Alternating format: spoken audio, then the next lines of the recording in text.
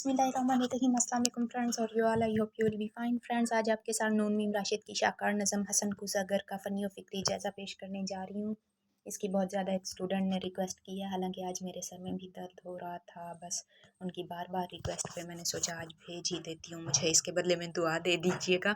चलें स्टार्ट करते हैं। नज़म हसन कुज़ागर, इसको मैं वन बाय वन इसके बंद पढ़ती जाऊँगी और उसका फ़नी और फ़िक्री जायज़ा शेयर करती जाऊँगी आपके साथ। नज़म है, जहाँ ज़ाद नीचे गली में तेरे दर के आगे, ये मैं सौख्ता सर हसन कुज़ागर हूँ।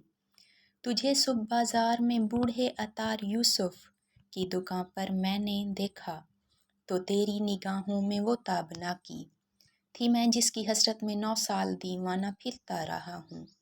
जहाँ ज़ाद 9 साल दीवाना फिरता रहा हूँ। ये वो दौर था जिसमें मैंने कभी अपने रंजूर कूज़ों की जानिब पलट कर न देखा। अच्छा जी, पहला बंद पढ़ के हम नज़म का तारुफ़ करते हैं। ये नज़म हसन कुज़ागर उन्वान है इसका, कुज़ागर कहते हैं। पहले आप लोगों ने नज़म का तारुफ़ पेश कर देना है शुरू में। कुज़ागर कहते हैं मिट्टी के बर्तन या सुराहियाँ वगैरह मिट्टी की चीज़ें बनाने वाले को। हसन एक किरदार है। हसन कुज़ागर यानी हसन नामी कुज़ागर जो मिट्टी के बर्तन बनाता है, उसकी ये उसके मुँह ज़ुबानी ये नज़म है, और यानी कि नून मीम राशिद हसन की मुँह ज़ुबानी ये नज़म कहलवा रहा है। ये नज़म 4 हिस्सों पर मुश्तमिल नून मीम राशिद की तवील नज़म है और आज़ाद नज़म की हैत में है। नज़म को देखें, छोटे बड़े मिसरे हैं, काफ़ी और रदीफ़ की कैद से आज़ाद है, तो ये आज़ाद नज़म है। वो कूज़े मेरे दस्ते चाबुक के पुतले, गुलो रंगो रोगन के मखलूक बेजां, वो सरगोशियों में ये कहते हसन कुज़ागर अब कहाँ है। वो हमसे खुद अपने अमल से खुदावंद बनकर खुदाओं के मानिद है रुए गर्दां। जहाँ ज़ाद 9 साल का दौर यूं मुझ पे गुजरा, कि जैसे किसी शहर मदफून पर वक्त गुजरे। अब इसको देखें, पहले हम पेश करते हैं फ़िक्री जायज़ा। आपने ऊपर हेडिंग दे देनी है नज़म का फ़नी जायज़ा। पहले फ़नी जायज़ा पेश करते हैं, उसके बाद फ़िक्री जायज़ा। नज़म का फ़नी जायज़ा पेश करने के लिए उसके फ़न को ऑब्ज़र्व करना है। नज़म का तारुफ़ लिख देना है फ़नी जायज़े में, उसके बाद आपने लिख देना है महकात निगारी। महकात निगारी से मुराद वो खसूसियत होती है, यानी शायरी को पढ़ के शायरी में जो कुछ भी कहानी बयान की जा रही है या मंज़र बयान किया जा रहा है, उसकी तस्वीर हमारी आँखों के सामने फिर जाए, यानी पढ़ने से हमें ऐसा फ़ील हो कि ये हम अपनी आँखों से देख रहे हैं। तो इनका ये पहला बंद पढ़ के ही हमें अंदाज़ा हो गया कि उनकी नज़म में महकात निगारी है। उसके बाद है मंज़र निगारी। जो भी मंज़र निगारी और महकात निगारी वैसे करीब करीब हैं। यहाँ उन्होंने एक खूबसूरत मंज़र बयान किया है, उसकी एग्जाम्पल भी आपने बेशक नीचे लाजमी देनी है अशार की। जैसे वो लिखते हैं, जहाँ ज़ाद नीचे गली में तेरे दर के आगे। इससे हमें पता चलता है कि कौन सा मंज़र है। नीचे गली में यानी ऊपर नीचे उसका घर है जहाँज़ाद का, नीचे गली में तेरे दर के आगे। तो ये शेर आपने लिख देना है। उसके बाद शायर ने इसमें एक शिकवे का अंदाज़ अपनाया है, जैसे इलामा इकबाल ने अपनाया था। इलामा इकबाल ने भी नज़म शिकवा में अल्लाह ताला से कहा था कि अल्लाह ताला ने हमें बना के छोड़ दिया है, और नून मीम राशिद का अंदाज़ भी इलामा इकबाल के अंदाज़ जैसा है। अब उनका ये शेर देखें, खुदावंद बनकर खुदाओं के मानिद है रुए गर्दां। ये कौन शिकवा कर रहा है? कूज़े यानी उनके मिट्टी के जो बर्तन हैं उनमें, यहाँ उन्होंने बताया भी है, वो कूज़े मेरे दस्ते चाबुक के पुतले, यानी मेरे हाथों से बने हुए वो पुतले, मेरे हाथों की वो बेजान चीज़ें आपस में सरगोशियाँ कर रही हैं कि हसन कुज़ागर कहाँ है, वो हमारा खुदा है। यानी जो चीज़ की बनाई जाती है, खुदा ने जैसे इंसान को बनाया है। इलामा इकबाल का अंदाज़ यहाँ नज़र आ रहा है।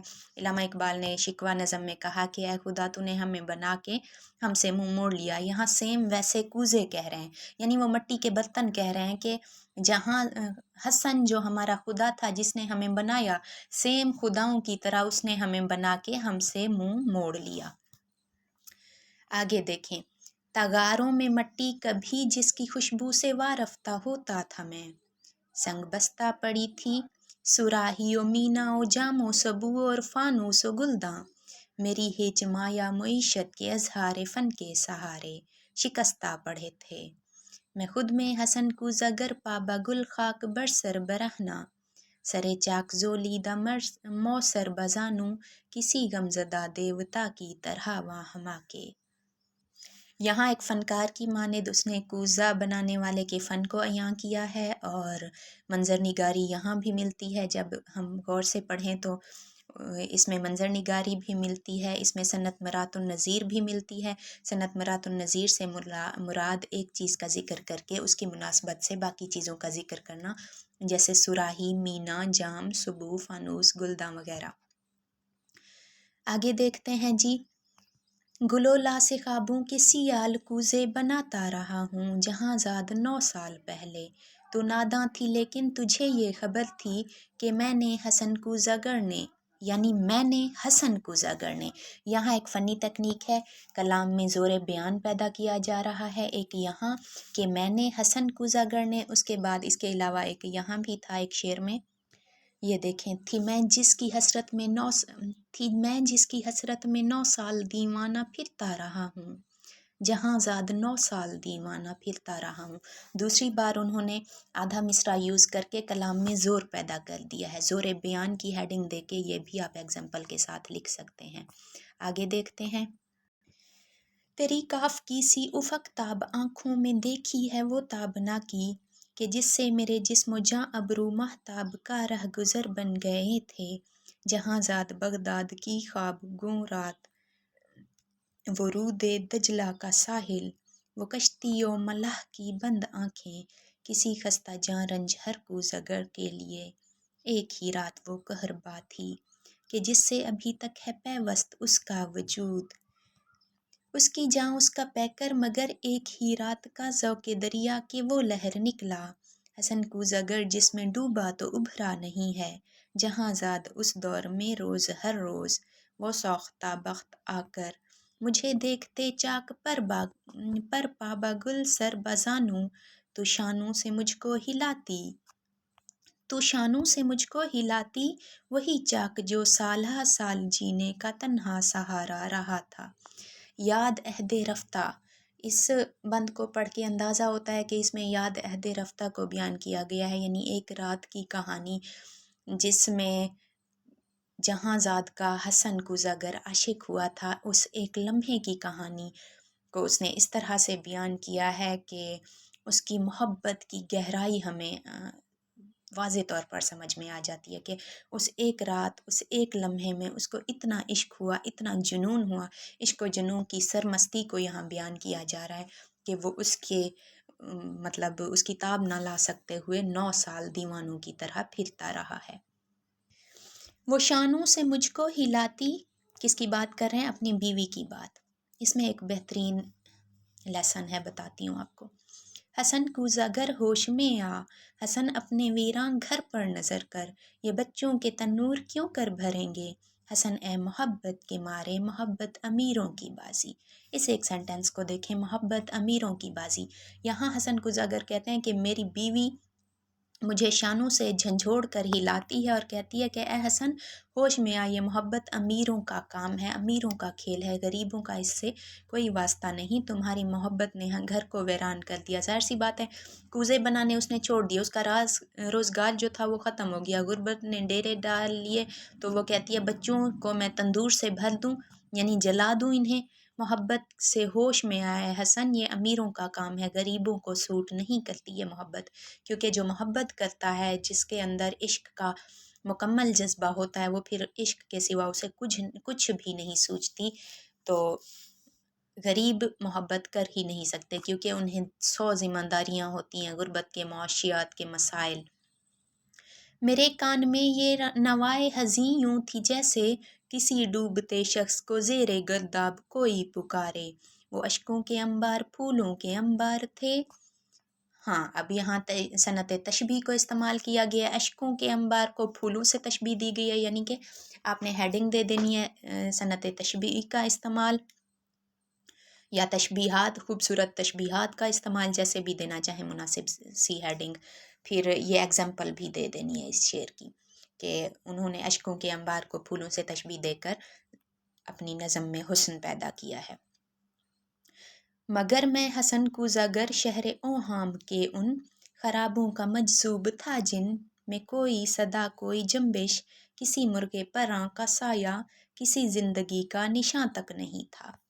जहांज़ाद मैं आज तेरी गली में, यहाँ रात की सर्द तैरगी में, तेरे दर के आगे खड़ा हूँ, सरो मो परेशान, दरीचे से वो काफ की सी तलिस्मी निगाहें मुझे आज फिर झांकती हैं। ज़माना जहांज़ाद चाक है, जिसमें जिस पे मीनाओ जामो सुबह और फानूस व गुलदा के मानिद बनते बिगड़ते हैं इंसान। मैं इंसान हूँ लेकिन ये 9 साल जो गम के कालिब में गुजरे। हसन कूज़ागर आज एक तोदा खाक है, जिस्म में नम का असर तक नहीं है।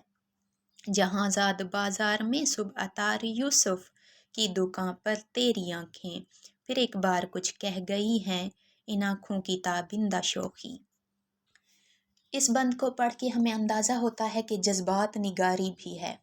जज्बात निगारी की हेडिंग दे के आपने उसके बारे में लिखना है कि उन्होंने मोहब्बत के भरपूर जज्बात को अयां किया है। जब इस नज़म को पढ़ते हैं तो हसन कूज़ागर के जज्बात हमारे दिल पर असर करते हैं। उसकी तड़प, उसका रोज़गार से मुंह मोड़ना, उसका बीवी बच्चों से मुंह मोड़ना, हर चीज़ में इश्क की एक जज्बाती कैफियत मिलती है। आगे है, इन आँखों की ताबिंदा शोखी से उठी है फिर तोदा खाक में नम की हल्की सी लर्जिश, यही शायद उस खाक को गुल बना दे।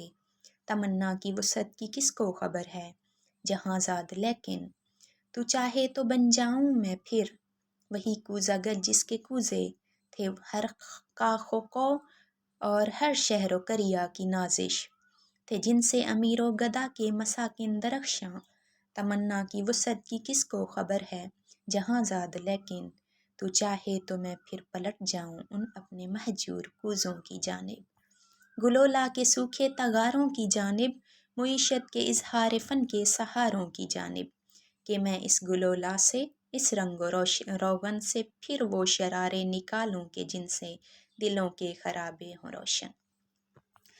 आखिर में आखिरी बंद को पढ़ के हमें अंदाज़ा होता है कि यहाँ नून मीम राशिद की किरदार निगारी वाज़े तौर पर अयां हो जाती है। इस कहानी में उन्होंने नून मीम राशिद ने किरदार निगारी का सहारा लिया, यानी कि एक ऐसी कहानी बयान की है जो दो किरदारों जहांज़ाद और हसन कूज़ागर की मोहब्बत की कहानी को बयान करती है। इसके अलावा इसमें ज़िमनी किरदार भी हैं। ज़िमनी किरदार अतारुद जो कि एक दुकानदार है। इसके अलावा ज़िमनी किरदार उसके मिट्टी के बर्तन, कूज़े, सुराही और पता नहीं क्या क्या ऊपर शेर में बयान किए गए थे, वो भी आप लिख सकते हैं। ये तो था फ़िक्री जायज़ा। अब मैं दोबारा से ये बंद पढ़ूंगी नहीं, बस एग्जाम्पल के साथ इसका। ये तो था फ़नी जायज़ा, सॉरी। अब फ़िक्री जायज़ा मैं बताती जाऊंगी, बंद दोबारा नहीं पढ़ूंगी क्योंकि लेक्चर काफ़ी लंबा हो जाएगा। आप माशाल्लाह से एमए के स्टूडेंट्स हैं, आपको आसानी से समझ आ जाएगा। अब आपने हेडिंग दे देनी है नज़म का फ़िक्री जायज़ा। फ़िक्री जायज़े में सबसे पहले आपने नज़म के मौज़ूआत को लिखना है। मौज़ू की हेडिंग देने के बाद आपने लिखना है कि इस नज़म में जहाँ हसन कूज़ागर और जहांज़ाद की मोहब्बत की कहानी को बयान किया गया है, उसकी मोहब्बत की तड़प, हिजर की कैफियत का इजहार कुछ इस तरह से किया गया है कि इसमें इश्क की झलक नज़र आती है। इश्क वो जज्बा होता है जो जिसमें मोहब्बत की कोई कैद नहीं होती, मोहब्बत की कोई हद मुकर्रर नहीं होती। हद से भी ज़्यादा मोहब्बत, जुनून की हद तक मोहब्बत का जज्बा इश्क कहलाता है। उसके बाद आपने एक हेडिंग देनी है ख़याल की वुसअत। ख़याल की वुसअत में क्या है कि उन्होंने ज़माने की मोहब्बत को इस तरह से बयान किया है कि इसमें ज़माने की मोहब्बत और गरीबों की मोहब्बत का एक हसीन इम्तज़ाज मिलता है। यानी कि गरीब अगर मोहब्बत करें तो उनके घर डूब जाते हैं, उनके बच्चों को किस तरह से भूख व अफलास के हाथों मरना पड़ता है, उनकी बीवियों की क्या हालत हो जाती है। यानी फैमिली और दुनिया से किनारा कश हो जाना मोहब्बत है। इश्क का हकीकी जज्बा है कि इश्क के सिवा इंसान को कुछ नज़र नहीं आता अपनी मंजिल के सिवा। और यहाँ जहांज़ाद से मोहब्बत, जहांज़ाद को पाने की तमन्ना ही हसन कूज़ागर का इश्क था, जिसकी वजह से उसने कूज़े बनाना छोड़ दिए। उसके कूज़े भी उससे शिकायत कर रहे थे कि खुदाओं की तरह उसने हमसे भी मुँह मोड़ लिया। और उसकी बीवी भी उससे शिकायत करती है कि हसन कूज़ागर होश में आओ, ये मोहब्बत अमीरों का खेल है, गरीबों का इससे कोई वास्ता नहीं। यानी कि एक بہت زیادہ گہری بات انہوں نے یہاں کہی ہے، خیال کی وسعت نظر آتی ہے شاعر کے انداز کو دیکھ کے کہ انہوں نے بہت زیادہ گہری بات کہہ دی ہے کہ غریبوں کا محبت سے کوئی واسطہ نہیں ہے۔